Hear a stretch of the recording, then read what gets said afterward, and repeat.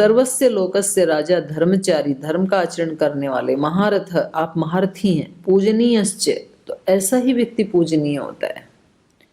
जो धार्मिक व्यक्ति है, जो धर्म का आचरण करता है, वो व्यक्ति हमेशा पूजनीय होता है। ये महर्षि दयानंद ने भी कही है ये बात। जो व्यक्ति धर्म का आचरण करता है, सदाचारी है, वो व्यक्ति पूजनीय होता है, चाहे वो निर्धन भी क्यों ना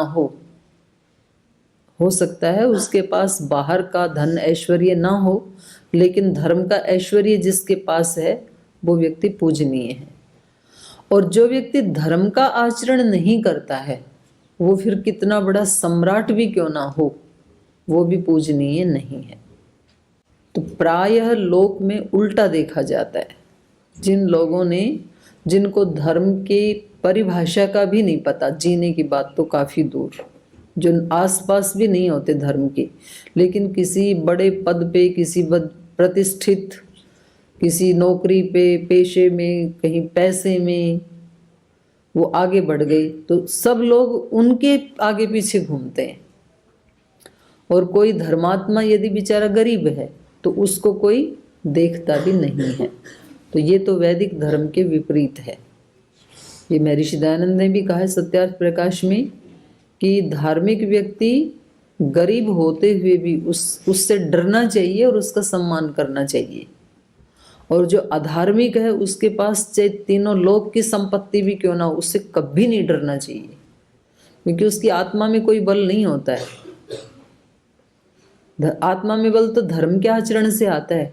जिसने धर्म का आचरण नहीं किया वो केवल ऊपर ऊपर से लगता है हमें, उससे कभी नहीं डरना चाहिए, कदापि नहीं डरना चाहिए। तो इसलिए ये जो ऋषि हैं, संत हैं, उस समय महर्षि दयानंद ने स्वराज्य शब्द का उद्घोष किया। अंग्रेजों का गुलाम था ना उस समय देश, सबसे पहले आज़ादी की बात की उस समय। और ये सब महर्षि दयानंद के से प्रभावित थे। महारानी लक्ष्मीबाई उस समय, तो उनको लगता था भी अंग्रेज कितने भी, चाहे यहाँ इस समय वो शासक के रूप में है, बलवान के रूप में है, पेशे की पद की दृष्टि से, लेकिन ये कोई धार्मिक तो है नहीं, तो इनसे नहीं डरना चाहिए।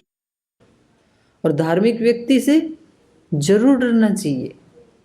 जो धर्म का आचरण करता है उसका प्राय लोग उपहास उड़ाते हैं। तो इसलिए लोकोक्ति है, हाय बुरी कंगाल की लोह भस्म हो जाए। कोई व्यक्ति कंगाल है लेकिन धार्मिक है, और उसने यदि बद्दुआ दे दी हमें, तो वो उसमें इतनी पावर होती है कि लोहे को भी भस्म कर सकता है, इतनी। तो इसलिए ऋषि मुनियों का आदर सत्कार करने की ही परंपरा हमारे देश में रही है, उनका अपमान करने की परंपरा नहीं रही। क्योंकि बाहर से देखने में तो वो ऐसे लगते हैं कि उनके पास कुछ नहीं है, ऐसे ही लाल कपड़े पहन के बैठे हैं, श्वेत वस्त्र पहन के बैठे हैं, इनके पास कुछ नहीं है। लेकिन असली संपदा उन्हीं के पास होती है, क्योंकि असली संपदा तो धर्म की संपदा ही है।